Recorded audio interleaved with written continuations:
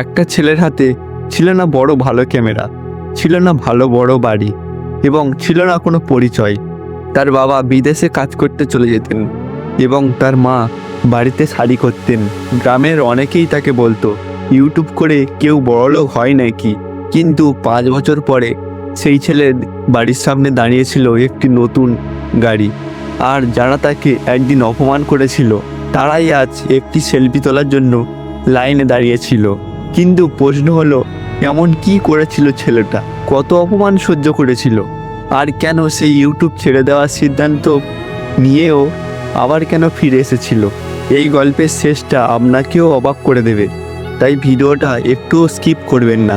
ছেলেটির নাম ছিল স্বাগতম। পশ্চিমবঙ্গের একটি ছোট্ট গ্রামের ছেলে। বাবা নিরঞ্জন, সে ছিল দিনমজুর। মা মিতা দেবী মানুষের শাড়ি তৈরি করার কাজ করতেন। সংসারে 3 বেলা খাবার জোটানোই ছিল তাদের সবচেয়ে বড় যুদ্ধ। স্বাগতম ছোটবেলা থেকে অন্যরকম ছিল। টিভিতে কোনো সফল মানুষের গল্প শুনলে সে বলতো একদিন আমিও বড় কিছু করব। কিন্তু একথা শুনে সবাই হাসতো। একদিন স্কুল থেকে ফিরে সে বন্ধুর ফোনে ইউটিউব দেখছিল। সে দেখলো একজন সাধারণ ছেলে নিজের ভিডিও বানিয়ে লক্ষ লক্ষ মানুষের ভালোবাসা পাচ্ছে।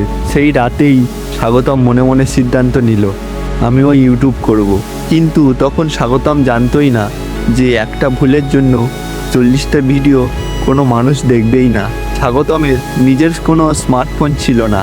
রাতে বাবার পুরনো ফোন দিয়ে ভিডিও বানাতো। কখনো আবার চার্জ থাকতো না, কখনো নেটওয়ার্ক থাকতো না।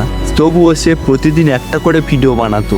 প্রথম ভিডিও 3টে ভিউ, দ্বিতীয় ভিডিও 5টি ভিউ এবং দশম ভিডিও মাত্র 12টা ভিউ। কিন্তু সে থামলো না। তারপর একদিন এমন একটা ঘটনা ঘটলো যেটা স্বাগতমকে ইউটিউব চিরদিনের মতন ছেড়ে দিতে বাধ্য করেছিল। গ্রামের একজন ছেলে তার ভিডিও দেখে হাসাহাসি শুরু করলো আর বলতে শুরু করলো, দেখো দেখো বড় ইউটিউবার এসছে, আগে নিজের বাড়ি ঠিক কর, তারপর ভিডিও বানাস। স্বাগতম খুব কষ্ট পেল এবং সেই রাতে সে সব ভিডিও ডিলিট করতে চেয়েছিল। ঠিক তখনই তার মা এসে বললেন, মানুষ তো হাসবেই, কিন্তু যারা হাসে তারা কখনো ইতিহাস লেখে না। আর ইতিহাস লেখে কারা? যারা থামে না। মায়ের কথায় সে আবার নতুন করে শুরু করলো। এরপর যা হলো সেটা স্বাগতম কোনোদিনও কল্পনাও করেনি। স্বাগতম ভিডিওর মান বাড়াতে শুরু করলো এবং প্রতিদিন নতুন কিছু শিখতে শুরু করলো। থাম্বনেল, এডিটিং, ভালো গল্প বলা, সব যেন নিজে নিজেই সব শিখে গেল। প্রথমে 1000 ভিউ, দ্বিতীয় 10,000 ভিউ, আবার 1 লাখ ভিউ। তার ফোনে নোটিফিকেশান যেন থামছেই না।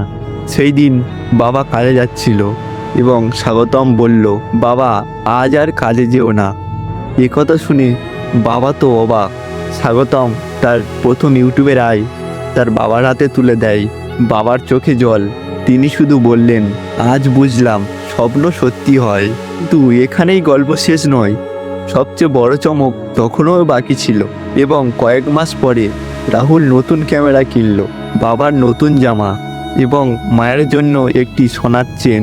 যে কাঁচা বাড়িতে একদিন বৃষ্টি পড়ত, সেই বাড়ির জায়গায় তৈরি হলো একটি সুন্দর পাকা বাড়ি। যারা একদিন তাকে অপমান করেছিল আজ তার কাছেই তারা ইউটিউব শেখার জন্য আসে।